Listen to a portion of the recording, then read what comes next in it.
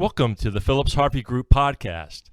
Today's date is January the 11th, 2021. My name is Nathan Phillips, the managing partner of PHG. Just a little background about the firm. The firm started back in the 1960s on Fifth Avenue. We are the first CPA firm in Naples, Florida. As of today, we're the third succession generation full-service CPA firm providing accounting, auditing, and tax services to individuals and various types of businesses. Everything we do is underscored by our core values, mission, and vision. At PHG, we live and operate based on Christian values and biblical principles. We primarily service many industries in South Florida, including, but not limited to, construction, nonprofit, hospitality and leisure, association, and government and healthcare.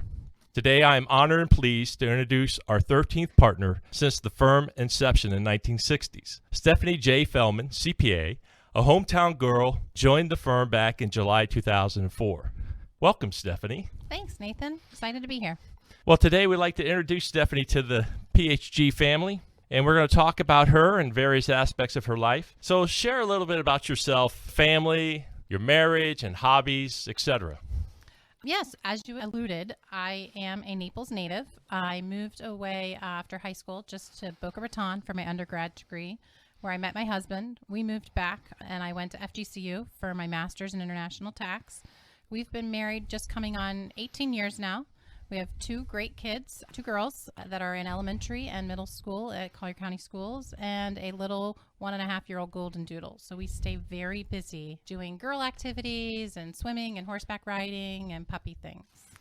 That sounds great. Given the fact in South Florida, usually it's golf and it's tennis, it's maybe some beach setting moments, but you're focusing on some of the things the girls like, from what we're understanding. Absolutely. It's their time right now. We definitely had years of fun and golf and things on our own, and we'll get back to that at some point. Well, knowing some of those personal things, what about professionally? How long have you been in the industry? So I've been at Phillips Harvey Group for about 17 years, and I was with another national firm for a year before that. And my husband and I were also in real estate and other business endeavors for a few years before that. So I've got quite a lot of varied business expense, but accounting industry about 18, 19 years. That's true. Stephanie came back in July of 2004. She worked with my deceased partner, Debbie Harvey, and on most of those clients that we have and continues to serve them. What's your key set of skills and competencies that it would be good to share and how that relates to the firm? Sure. I do pretty much what Naples is. I started out in trust and estates, and then I moved into closely held businesses. So that's your S Corps and partnerships and C Corps here. And then that flows into the executives' personal tax returns, their estate plans, 706s, all the variety there, payroll returns. We really like to do a little bit of everything, which is and keeps it as a great challenge and a new day every day.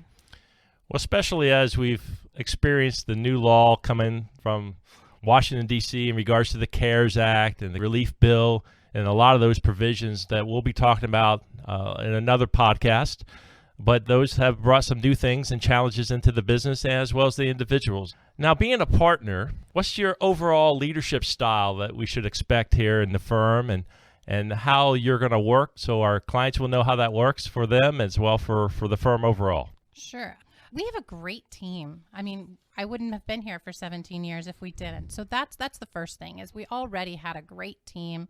Everybody loves our clients and loves to work and do good quality work. So I think I'm going to empower them to just keep doing what we're doing. We're going to review some things and try to maybe make some things a little bit more efficient for the staff and the clients. But ultimately, when you're already doing awesome work, you just keep doing the awesome work. I agree. Our core values lend to that of giving excellence. It's one of the parts of our core values, and it's give, G-I-V-E, glorify God in everything we do, and integrity, doing the right thing, and V, value in everyone. And then the last part of that is excellence, giving excellence in our work and how we service our clients. So now if clients are listening, what's your philosophy of service? You know, anything going to change? You're going to do anything different? What should they expect from Stephanie now as the partner? Yeah, I really think that for most clients, they won't see much of a change other than maybe they didn't know perhaps that I was doing the work maybe behind the scenes or on the team. So Michelle and I, and now we've added a couple of people, Keith and Ben, to kind of help build out things more. But I think they're going to continue to see the excellence that they've always seen. We're looking to do some new reportings and things of that sort if they're interested, that they can get some more feedback and maybe some proactive planning. But I think we've already started doing that even this year and had to do it with the PPP loans and things of that sort, that our clients know that they can contact us and we will get back to them right away. We're going to help them as best we can. And if we can't, we're going to get them to the person that can. True. And we've always strived to give excellence in service, and we'll continue to do that. And some of the things that are happening out there, what are some personal goals you have set for yourself in 2021 that we can learn from? Sure. So my family does words for the year to kind of remind us of the goals. So my words for this year are focus and purpose. And I feel like through last year, I realized that there were a lot of things that I was maybe doing just because I'd always done them. So this year, I'm going to truly focus on what's important, both at work, at home, with my kids, and what's the purpose, so that I can evaluate, is it the best way to be doing what I'm doing? Or is there a more efficient way? Or maybe it's just not something that we need to do just because we've always been doing it anymore. So I really look forward to kind of streamlining some of that and then being more effective on the things I really want to be effective on. And I'm sure that if you heard that, you could challenge her about that and just remind her about those great truths that she's sharing. Absolutely. Now as the partner, you have a megaphone in the firm, and as Stephanie shared, we have a lot of young champions in the firm that are taking the CPA exam or passed the CPA exam, and outside those particular colleagues, all of us are CPAs. And so you being the partner, what are some words of wisdom and tidbits that you would give to those young champions in our firm, and some of the things that you've seen that's helped you in your career? Yeah, so this was interesting. And when I think back, it's easy. You forget sometimes where you kind of started at and how everything just felt so overwhelming in those early days, because you are smart enough to realize that there is so much that you don't know. And so the first thing I would suggest, or the first two things, would be to take a deep breath and ask for help. Because when you're overwhelmed in that moment, or maybe even everything seems overwhelming, the sky's not falling. And when you can sit back with 18 or 20 years of experience, you realize that there's probably a way to fix it. We can do some elections or things. There's very few things that we can't untangle. So to take a deep breath and then to go ask for help. And a lot of times it might seem like you're asking for help every minute, but that's okay, because we were all there once. That's how we got there. So much of what we do is really just through experience and through seeing the situations. The other thing that I would suggest is that you got to bond with your team. You have to have those good days and build those morale games and things that seem silly and trivias that we like to do, so that on the hard and challenging days, as a team, you can push through together and have that bond to help carry each other. Well, those are great things, because obviously we're coming into the crazy time and the hectic time of tax season. And a lot of the young champions, we like for them to ask questions, but sometimes they're hesitant because of confidence and just don't want to feel like that's not a good question to ask. But any question right now is good to ask. Absolutely. Well, given the tax season, the hecticness of it, what's like the go-to snack to fuel the great mind of Stephanie Feldman? For me, I like sweet and salty. So generally, and I love those two mixed together. So generally, like pretzels and peanuts or M&Ms, things like that. But the sweet and salty together every time. And usually those snacks go quickly. They do. So we're constantly ordering those type of things. And I thank you for sharing that and learning a little bit about you on some of those things you like. Well, if you had a saying or a slogan, what would it be? And how does that affect your daily life? And with that, maybe you could share some of the truths of that. Sure. So my saying or slogan is actually, it's my life Bible verse, and it actually has been adopted for our whole family, but it's Jeremiah 29:11. So, for I know the plans I have for you, plans to prosper you and not harm you, plans to give you a hope and future. And so for our family, that's been an important verse, when you have those challenging days and hard moments, to know that, one, there's always hope. And that's a big deal, so that when you're just down and overwhelmed, hope is the thing that's going to push you through. We've also used it and adapted it with our girls. A lot of life lessons can come out of that. It's hard when, friends might be getting things and you're not getting things, or prayers are being answered for other people that are not being answered yet for you. So to just know that that's not your plan. God has a different plan for you, and you need to focus on your plan and your path. And we kind of tie all of that back into that verse for our family. Well, knowing that God has a plan and He has a purpose just helps infuse confidence in how we live. Now, for some fun, here's some great things to think about. If you had necessities such as fire, water, shelter, and your husband, Jeff, what things would you want on a desert island? Now, obviously, we're jabbing here with some fun.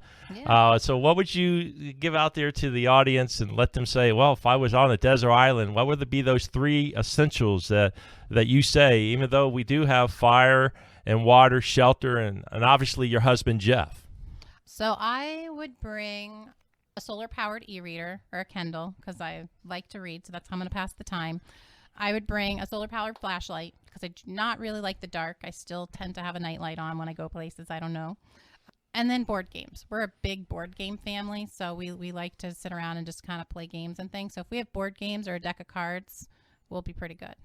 So like the board game Monopoly, you become an expert. No, we do not allow Monopoly at our house.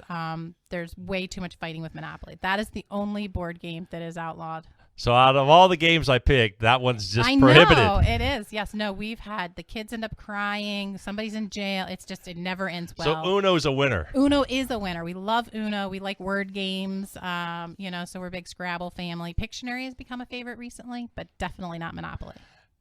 Interesting. Where in my family, Monopoly was the king. We played it a lot. Okay. Well, thank you for sharing that. In closing, this podcast was just to give you a little bit of background of Stephanie and who she is and some of her thoughts. And I thought just in the closing, I'll jabber with some likes and dislikes that you can answer. And so they're like in a list. So, Okay. For instance, start out with this. Do you like autumn or spring? Autumn. I just love the leaves changing. Yeah, and what do we say in Naples about autumn? Yeah, it's on the license plates change color. So true. What about the mountains or the beach? Mountains. And recently you went to the mountains and had some great time and see some snow and just different preferences, right? Even though we have the beach right here in the paradise of Naples, Florida. We might be the only family that lives in Naples, is from Naples, and we don't like sand. Well, there are other people who don't come here because of the beach, but they have other opportunities they go to. Yeah. What about a book or a movie? Book. So you already heard that because when she was on the island, she's looking for reading as opposed to the big screen. What about coffee? Sugar? No sugar. Oh, sugar. Decaf or regular? Decaf is a waste. There you go. And that's a fuel for her. And as well as most of the people in the firm drink coffee, and I think most of them are on the regular type of coffee. What about jazz or rock when it comes to music? Probably rock. Do you have an alternative? We tend to bounce around a good bit at our house, but when I say rock, I'm not meaning like old school hard rock or heavy metal type rock. So more like 80s rock is probably more our style. All right. As opposed to something other than that, like classic or symphony or opera or anything of that nature. I mean, everything in small doses. Okay. That's all good round balance of music and the genres of music. What about pizza? Thick or thin? Thin. All right. Now, this will be interesting. What about, do you prefer an iPad or a laptop? I like my laptop or my phone. I don't actually use my iPad hardly ever. I can do 90% of everything I need right on my iPhone. And then it brings an interesting question. And if that's the case, some people like email, some like text. Now, you may say it's a toss-up. I don't know. It is a toss-up for me. I would say I am definitely more attentive probably to text. So if you send emails, I check them a couple times a day on the weekend, but not as consistently as a text. Last question. Chocolate, dark or milk? Ooh, I don't know that you have to have a preference there. So chocolate lover roundabout. Other than white, I really don't. It's too waxy. But other than white chocolate, I'll have any chocolate. Well, there's some fun things just to get to know Stephanie a little bit. And I thank you for coming, Stephanie, and sharing about yourself and answering some of these questions and tidbits. And we hope you learned a little bit more about Stephanie and a little bit more about the firm. And we'll be having more podcasts and more be of the technical nature than some of the fun things we've done. And thank you for listening. Thank you. Bye-bye.